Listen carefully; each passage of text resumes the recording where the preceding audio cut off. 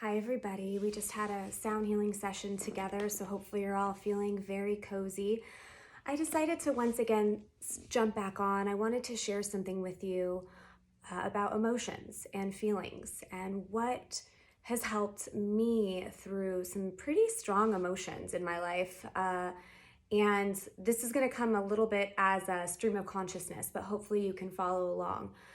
So, when I'm experiencing an intense emotion, anger, sadness, anxiety, grief, and right now you're probably experiencing a lot of emotions, maybe mixed emotions. The first thing I do is I feel the feeling, whatever it may be. Feel it to heal it. I feel it. I allow myself to really feel what is happening. Name it to tame it. Do you like these little phrases? And you name it. I'm feeling angry. I'm feeling sad. I'm feeling anxious. Next step. Where is it in your body? Is it in your stomach? Is it in your throat? Where is that feeling? What is the feeling there to teach you? Is it to pay more attention to something? What is the purpose of the feeling? Next step, you want to observe that feeling. Observe it. This is when we can bear witness.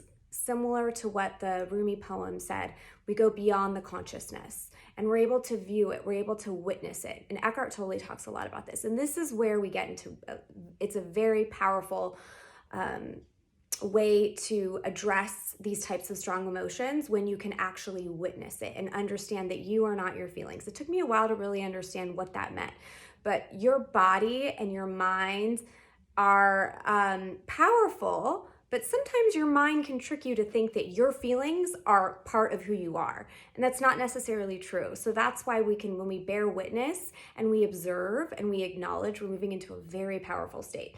Two books that have been really powerful for me to get a lot of this information from is Emotional Chaos to Clarity by Philip Moffitt. And then I talk about this book all the time, The Untethered Soul.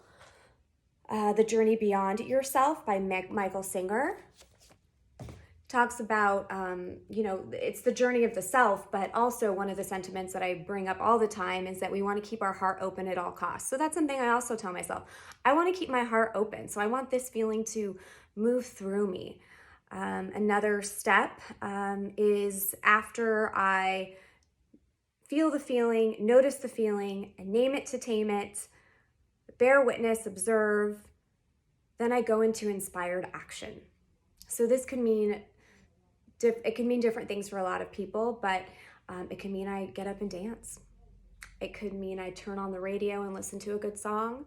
It could mean that I really connect with a good friend. It could mean that I meditate.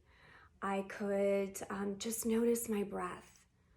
I do something and I move to some action, an inspired action that feels so good to me, and I connect to my inner being, my soul, or I connect to something that's greater than me. So hopefully that was helpful.